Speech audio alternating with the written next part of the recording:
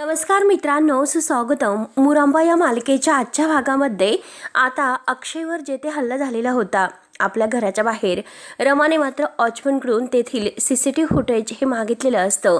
तेव्हा आता रमा ते सीसीटीव्ही फुटेजचा जो पेनड्राईव्ह आहे तर तो वॉचमनने तिला आणून दिलेला असतो. तेव्हा आता सगळ्यांच्या समोर आता अण्णा तिला विचारतात की काय ग रमा, हे सर्व काय सुरू आहे, नक्की कसला हा पेनड्राईव्ह आहे. तेव्हा आता रमा सांगते की काल मात्र आपल्या घराच्या बाहेर जो काही अक्षयवर हल्ला झाला आणि नक्की ते हल्ला करणारे कोण होते त्याचं सीसीटीव्ही फुटेज यामध्ये आहे. त्यावर आता अण्णा विचारतात की पण कशासाठी. तेव्हा आता रमा म्हणते की मला जाणून घ्यायचं होतं की नक्की काय झाले होते. तेव्हा आता माई तर खूप घाबरतात आणि त्यांना जोराचा ठसका लागतो. साई म्हणतो की माई पाणी घ्या ना, आणि तो रमाला म्हणतो की या सगळ्याची काय गरज आहे. त्यावर आता रमा म्हणते की हो, गरज तर आहेच, मला बघायचं आहे की खरंच त्यांच्यावर हल्ला झाला होता की नक्की ते नाटक करतात की काय, म्हणजे हे सर्व ते खोटं बोलतात का हे मला चेक करून बघायचं आहे. तेव्हा आता माई म्हणते की हे बघ अगं, पण आपल्याला काय करायचं आहे, तो खोटं बोलू किंवा काही करू, तेव्हा आपल्याला यामध्ये पडण्याची गरज नाही. तेव्हा लगेच आता अण्णा म्हणतात की हो ना, एक्झॅक्टली, अगं रमा तू यामध्ये कशाला पडतेस. त्यावर तर रमा म्हणते की मी यात अडकते म्हणजे नक्की तुम्ही हे सर्व काय बोलतात. आरोप त्यांनी माझ्यावर केलेला आहे की हे सर्व मी केले म्हणून. मला नेमकं हेच जाणून घ्यायचं आहे की नक्की काय घडलेले आहे. तर हे ऐकून आता माई म्हणतात की बरं ठीक आहे, म्हणजे हिला आता सगळं काही जाणून घ्यायचं आणि आता ही सर्व काही माहिती काढणार आणि सर्व काही त्या अक्षयला जाऊन सांगणार. तर आता ही जर अक्षयला सांगायला गेली तर त्या अक्षयला काय वाटेल की हिच्या मनात अजून सुद्धा माझ्याविषयी प्रेम आहे म्हणून. तेव्हा आता माईच्या ह्या बोलण्याचा रमाला राग येतो. मी काही केलेलं नाही, ते होण्याच्या अगोदर, ते करण्याच्या अगोदरच तुम्ही हे सर्व काही बोलतात, हे होईल ते होईल. आता रमा जास्तच रागावलेली असते. मला फक्त घडलं काय इतकंच माहिती करून घ्यायचं आहे, परंतु तुम्ही ज्या पद्धतीने बोलता त्या पद्धतीने तुमची ही चिडचिड होते, तर त्या पद्धतीने मला सुद्धा हेच वाटतंय नक्कीच हल्ला झालेला आहे, हे खरं आहे. तर आणि जर आता लगेच माई म्हणते की उद्या जर काही झालेच नसले आणि तरी सुद्धा तू त्याला विचारायला जाशील की तू खोटं का बोलला होता. तेव्हा आता साई म्हणतो की हे बघ माई, जरा शांत व्हा दोघींनी पण. तेव्हा माई काही ऐकायला तयारच नसते. आता माईने हे सर्व केलेले आहे म्हटल्यानंतर आता माई हे झाकण्याचा प्रयत्न करत असते की अरे हे असंच चालत राहील आणि हे असंच चालत राहिलं तर ही अक्षयकडे जाईलच. त्यावर आता साई रमाला म्हणतो की रमा आपण बघूयात की नक्की काय झाले होते. रमा म्हणते की नाही, मी एकटी बघेल, तुम्हाला बघण्याची गरज नाही. तेव्हा आता माईला तर खूपच राग येतो. माई लगेच म्हणते की काय नाही बघायचं म्हणजे नक्की काय बोलते तू, हे सर्व मी शोधेल, म्हणजे तुला नक्की काय म्हणायचं आहे, तुला असं वाटतं की हे सर्व साईने केले म्हणून. तेव्हा आता रमा म्हणते की हे बघा आई, तुम्ही माझ्या बोलण्याचा वेगळा अर्थ का काढतात. ब्रह्मदेवाने जरी मला येऊन सांगितले की साईने हे सर्व केलेले आहे तरी सुद्धा मी विश्वास नाही ठेवू शकणार, कारण साई असे नाहीत. त्यावर आता सगळेजण चिडलेले असतात. तर अण्णा म्हणतात की एक मिनिट, सगळ्यांनी शांत व्हा, आणि मला असं वाटतंय की आता विषय कुठेतरी जास्तच भरकटतोय. रमा म्हणते की नाही भरकटत, आणि हे बघा अण्णा, मला बघायचंच आहे की त्या रात्री नक्की काय घडलं होतं. तेव्हा रमा म्हणते की हे बघा अण्णा, मला ते हल्ला कोणी केलेला आहे हे अगदी शोधून काढायचं आहे. सगळ्यांना वाटतं की मी केलेलं आहे, फक्त मला ते शोधायचं आहे की कोणी केलं, मी तर केलेलं नाहीच. तेव्हा आता साई सुद्धा रमाची साथ देत म्हणतो की रमा तुमचं एकदम बरोबर आहे. अक्षयवर जर खरंच हल्ला झाला असेल तर नक्की तो हल्ला कोणी केला असेल, त्या हल्लेखोराला शोधून काढायलाच हवे. माई डोक्याला हात लावून घेते. साई पुढे म्हणतो की यामागे नक्की कोण आहे हे सुद्धा अगदी बघायला पाहिजे. थांबा, आणि साई लगेच लॅपटॉप घेऊन येतो आणि तो पेन ड्राईव्ह आता लॅपटॉपला जोडणार असतात. तेव्हा मात्र आता जे काही घडलेले आहे, अक्षयवर खरंच हल्ला झाला आहे आणि शशिकांत तिथे त्याला वाचवायला आला, हे सगळं काही त्यांना लॅपटॉपमध्ये स्पष्ट दिसते. तेव्हा आता माई तर खूपच घाबरत असते. माईने हे सर्व इरावतीकडून अगदी दोघींनी सामील होऊन केलेलं असतं, त्या गुंडांना सुपारी दिलेली असते. तेव्हा आता माई खूप घाबरूनच असते. तर साई म्हणतो की अक्षयवर आता हल्ला झालेला आहे, हे खरं आहे, अक्षय खरं बोलतो. तेव्हा अण्णा म्हणतात की काय बोलतात. तर साई म्हणतो की हो, हे कुणाच्या सांगण्यावरून केलेलं आहे हे मात्र शोधायलाच हवं. आता मात्र रमाला खूपच राग आलेला असतो आणि अक्षयने खरं जे काही सांगत आहे ते अगदी खरं आहे, रमाची खात्री पडते. त्यानंतर आता इकडे इरावती तर खूपच अगदी चवताळलेली असते. तिला असं वाटतं की आता हा शशिकांत कशाला, कुठून आणि कसा उगवला तेच कळत नाही. एकतर लंडनला गेलेला होता, विमानाचे इतके प्रॉब्लेम सुरू असताना याला तिकीटच कोणी दिलंय, आणि आला तर आला इथे त्या अक्षयला त्या गुंडांच्या तावडीतून वाचवायला सुद्धा गेला आणि त्याला वाचवले, आणि हे सर्व मला काही माहिती नाही. आणि तेवढ्यात तेथे मालविका येते. आता मालविका इरावती मॅम असं म्हणणार, तोच इरावती तिच्यावर खूपच चिडते. तेव्हा आता लगेच इरावती तिला म्हणत असते की शशिकांत येथे आला हे तुम्हाला एका शब्दाने कळवलं नाही, एक फोन करून तुम्हाला हे सर्व सांगितले नाही काय गरज होती तुला अगदी त्यांना साथ देण्याची? मला सर्व अगदी घाईने जर सांगितले असते तर ऐन वेळेस आता त्याने अक्षयला वाचवलं नसतं आणि तेथे मात्र तो सगळ्यांना घेऊन गेला आणि सगळे काही प्लॅनचे माती करून ठेवली.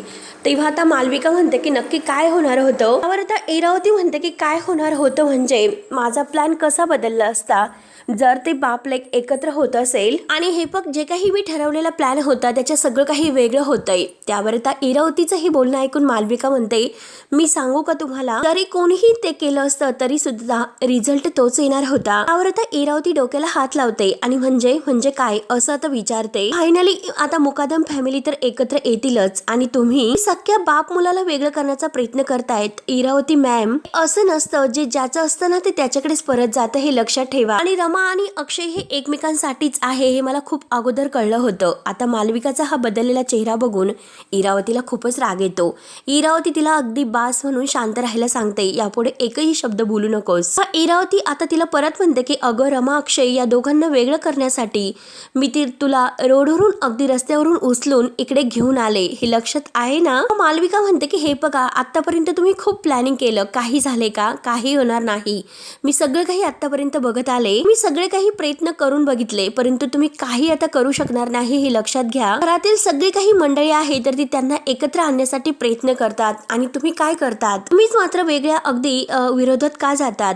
तेव्हा आता इरावती म्हणते की हे बघ, त्यासाठी मी तुला इथे घेऊन आले. तेव्हा मालविका म्हणते की हो, मला सुद्धा तेच वाटलं होतं, उगाच मी तुमच्या बोलण्यात अडकले. एकतर माझं चांगलं सुरू होतं, सोशल मीडियावर अगदी माझं अगदी व्यवस्थित सुरू होतं, एकदम ग्रेट होतं आणि एक कुटुंब तोडण्याचा तुम्ही प्रयत्न करतात आणि मी सुद्धा किती मूर्ख आहे की मी तुमचं सगळं काही ऐकून तुमच्यावर भाळले, तुमच्या बोलण्याला मी अगदी फसले. आता मात्र बाद झालं, खूप काही झालं, मी आता तुमच्यासाठी काम नाही करू शकत. I am done. आता मात्र हे घर सोडून मी जाणार आहे. हे ऐकून आता मालविका घर सोडून जाण्याचा निर्णय करते.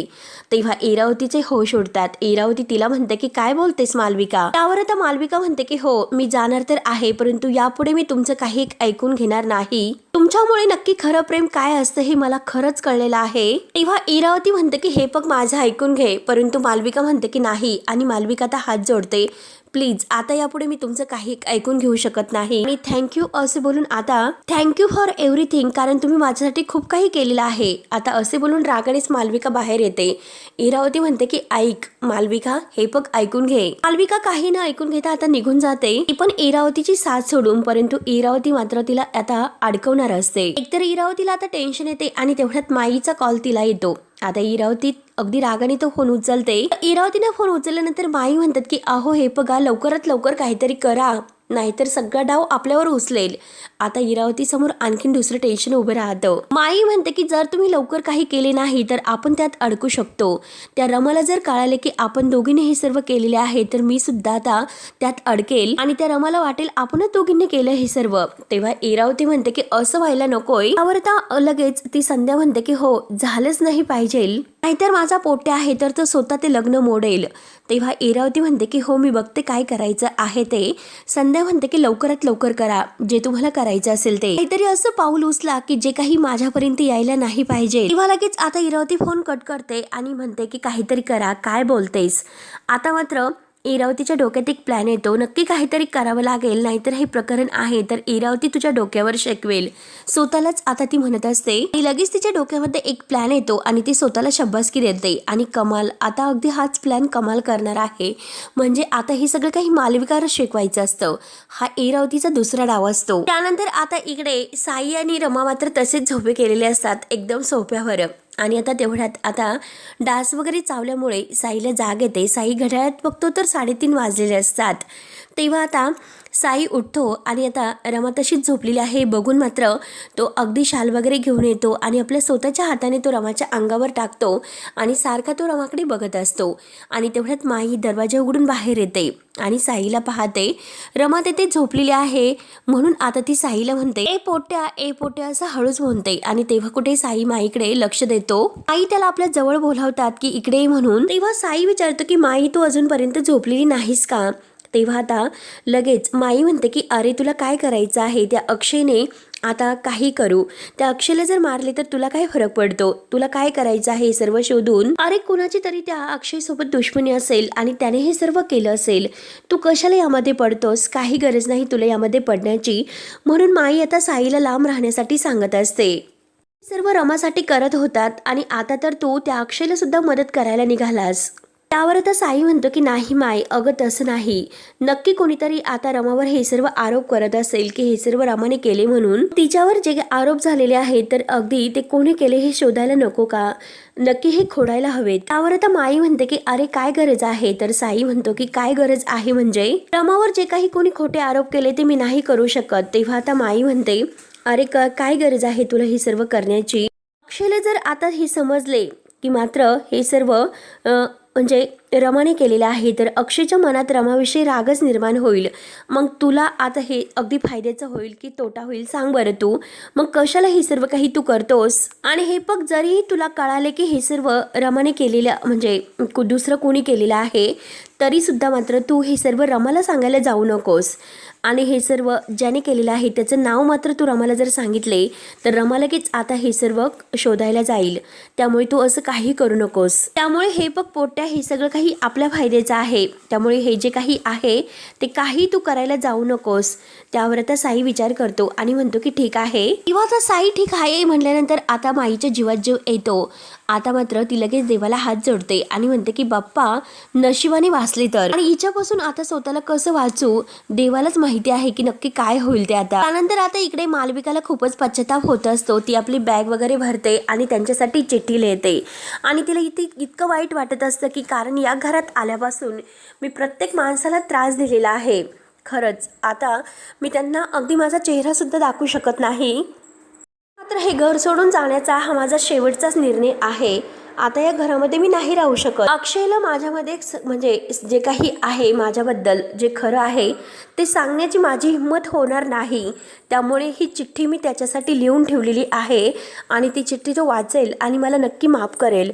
म्हणून मात्र आता ती अक्षयसाठी चिठ्ठी लिहून ठेवते. इरावतीचं ऐकून जे काही केलेलं आहे त्याबद्दल तिला खूप गिल्टी फील वाटत असतं.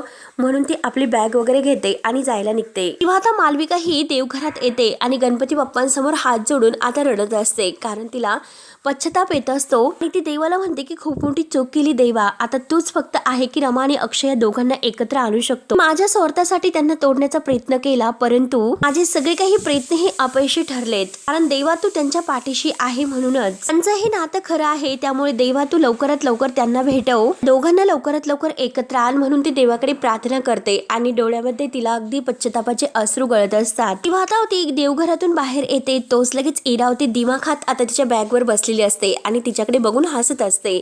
आता मालविका ही अगदी खाली मान घालून अगदी उभी असते कारण तिला इरावतीशी बोलण्याचा सुद्धा इंटरेस्ट नसतो. इरावती तिला हसून म्हणते की अगं काय हे मैदान सोडून पळून चाललीस. मालविका म्हणते की हे बघा, मला तुमच्याशी काहीही बोलायचं नाही कारण मला तुमच्या बरोबर बोलण्याचा इंटरेस्ट सुद्धा नाही. मी इथे नाही राहू शकत तुमच्या सोबत, त्यामुळे आता मी इथून कायमची निघून चाललेली आहे. त्यामुळे प्लीज तुम्ही मला जाऊन द्या. त्यावर इरावती हसते आणि म्हणते की असं कसं बाबा, एकदा की इरावतीच्या पार्टीत आले तर नो रिटर्न. त्यावर आता मालविका म्हणते की बास करा तुमचं हे, तुमच्या कारस्थानात मी आणखीन तुमची मदत नाही करू शकत. आणि जर हे तुमचं सत्य आहे, तुमचा हा खोटेपणा आहे, जर या घरातील लोकांना कळाला तर मात्र काय होईल याचा विचार करा.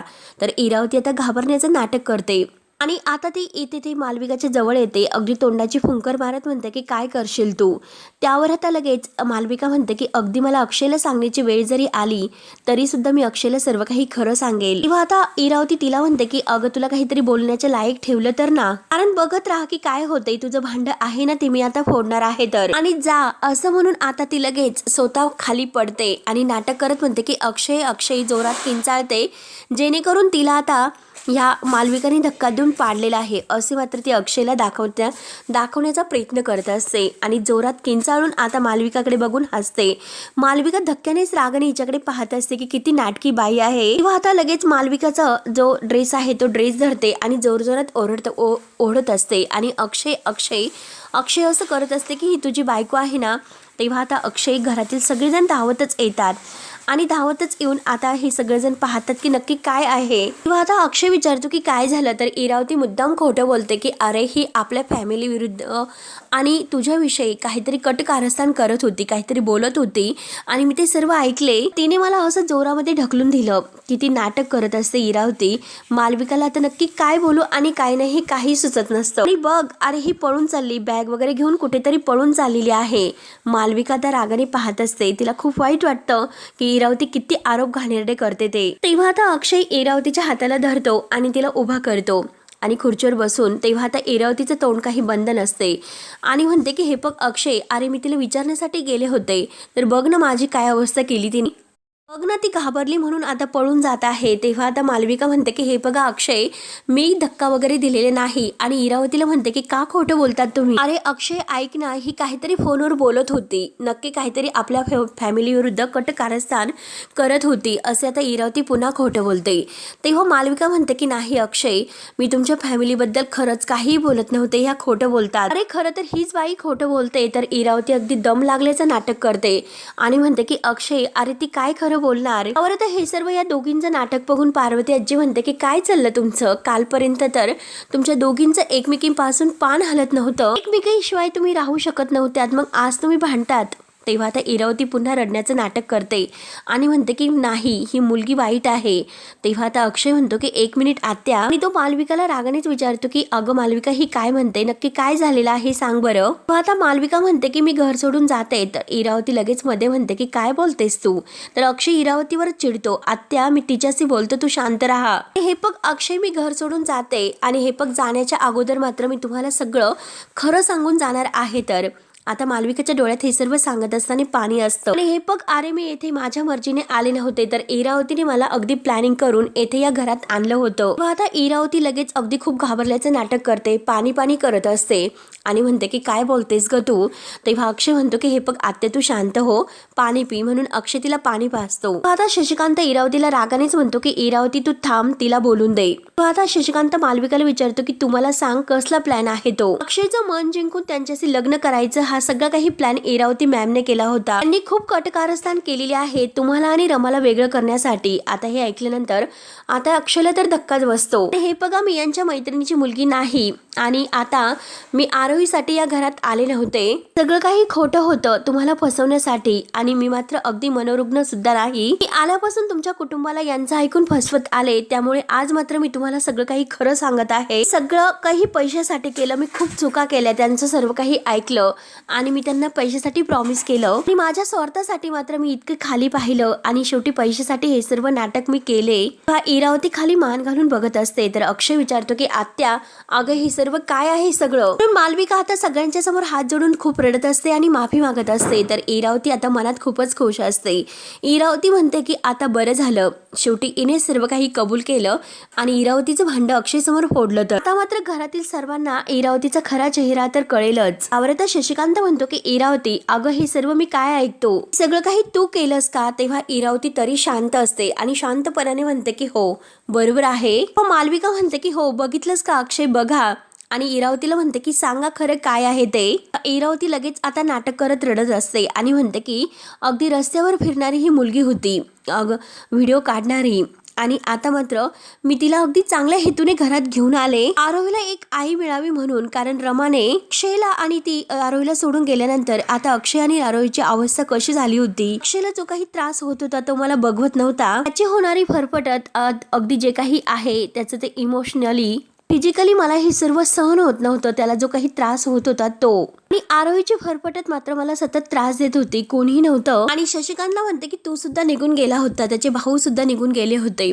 त्याची जी काही फरफटत होत होती ती मला बघवत नव्हती। आणि अक्षयची होणारी अवस्था बघून मी मालविकाला घेऊन आले होते या घरामध्ये, त्याच्याशी मात्र ह्या मालविकाने लग्न करावं, कोणीतरी त्याच्यासोबत छान असं सेटल व्हावं, आरोहीची कोणीतरी काळजी घ्यावी म्हणून या मालविकाला मी येथे घरात घेऊन आले होते। तिला रस्त्यावरून उचलून इकडे घेऊन आले म्हणून स्वतःच्या तोंडात अगदी मारून घेते की माझी चूक झाली, चुकलं माझं। मी आता रडत असते आणि रडण्याचं नाटक करत म्हणते की काय ग मालविका, मी प्लॅनिंग करते आणि सगळ्यांना त्रास देते असं तुझं म्हणणं आहे का।